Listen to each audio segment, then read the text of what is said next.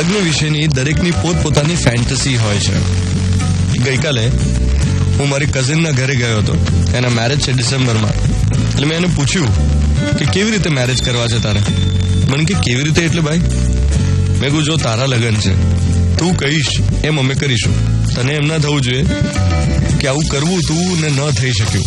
અફસોસ ના રહેવો જોઈએ. એક જ વાર થાય છે આ બધું. લાઈફ ટાઈમ મેમરી છે. તને જેમ કરવું હશે એમ થશે. હવે આજે સવારે ન્યૂઝપેપરમાં મેં એક ફોટોગ્રાફ જોયો અને એમાં એક કપલે માઉન્ટ એવરેસ્ટ પર મેરેજ કર્યા. બંને પર્વતારોહકો. એમની ડિઝાયર હતી કે માઉન્ટ એવરેસ્ટ પર લગ્ન થાય.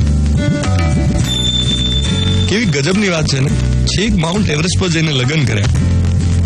અને એક બીજા સમાચાર પણ એવરેસ્ટની સાથે જ જોડાયેલા છે. એ પણ આજના ન્યૂઝપેપરમાં છે કે 85 યરના દાદાની ડેથ થઈ માઉન્ટ એવરેસ્ટ પર. એ માઉન્ટ એવરેસ્ટ પર ચડતા હતા. એમને રેકોર્ડ બનાવવો હતો to be the oldest man to have climbed Mount Everest.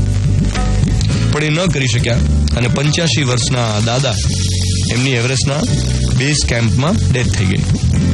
પણ આ બંને કિસ્સાઓ પરથી એક વાત શીખવા જેવી છે અને એ છે કંઈક કરવાની તમન્ના, કંઈક જુદું કરવાની ડિઝાયર, કંઈક વિશેષ પ્રાપ્ત કરવાનો ધ્યેય.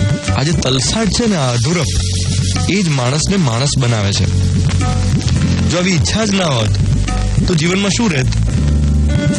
કંઈક જુદું કરવું છે એ તડપ, એ જ એક 85 યર્સના માણસને માઉન્ટ એવરેસ્ટ સાગર મથાને ખોળે લઈ જાય અને એક કપલને ત્યાં લગ્ન કરવા માટે પણ પ્રેરે.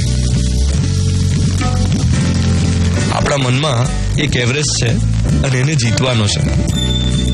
કોઈક ડિઝાયર છે, કોઈક છુપી વાત છે જેને ફૂલફિલ કરીને આગળ વધવાનું છે.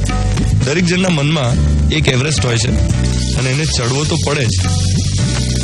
તો આજનો મોર્નિંગ મંત્ર એ જ છે કે તમારા મનના એવરેસ્ટને એની ટોચ સુધી પહોંચવામાં, એને પામવામાં તમે જે પણ ઈચ્છો એ બધો જ સહયોગ મળે. પ્રકૃતિ તમને પૂરેપૂરી રીતે મદદ કરે તમારી ડિઝાયરને ફૂલફિલ કરવામાં, તમારા એમને પામવામાં. એવી મારા તરફથી ખરા દિલથી શુભકામનાઓ. નવા વીકની